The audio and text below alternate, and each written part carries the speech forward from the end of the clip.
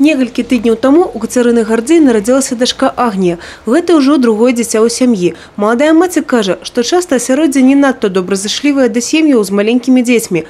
Даволі часта ўзнікаюць праблемы, як перапрануць малышку ці пакарміць грудзьмі, калі знаходзішся не дома. Первое время, особенно когда маленький ребенок, кормление может проходить буквально каждый час.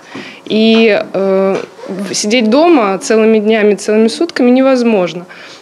А покормить на улице, да, летом, когда это тепло, это, конечно, вариант, можно там прикрыться тем же слингом или платочком и где-то как-то покормить на лавочке.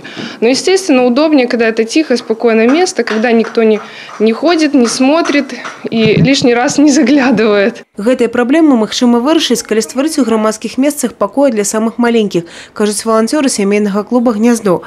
Абсталявання трэба няшмат. Дастаткова пільнальнага століка і крэсла, дзе могуць размясціцца маці и дитя. Есть комнаты в торговых центрах в центре «Экватор». Она появилась с самого начала центра. Есть комната в галерее «Гранд». Это оборудованные комнаты, в которых можно также еще и помыть ребенка. Это очень удобно. Также есть в торговом центре «Клондайк». Ее открывали совсем недавно, в феврале этого года, мы, наша инициативная команда. Здесь, как вы видите, представлена ширма, за ширмой пеленальный столик, стул. Как говорят уже работники центра, что эта же комната пользуется спросом. Мы сами не раз приходили и попадали в очередь. Поэтому мамы потихонечку узнают о том, что такие комнаты существуют, есть эти возможности.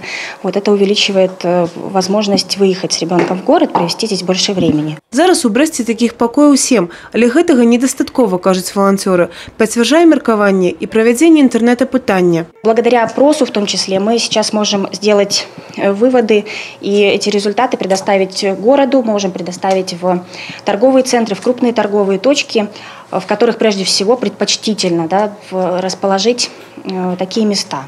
Зараз удзельніцы сямейнага клуба плануюць адкрыць 5 новых пакояў у Брэсце, а таксама удзельнічаюць у рэспубліканскім конкурсе сацыяльных праектаў «Social Weekend» для таго, каб распаўсюдзіць ініцыятыву і на іншыя гарады нашай краіны. Евгений Мороз, Александр Сивицкий, телерадиокомпания «Брэст».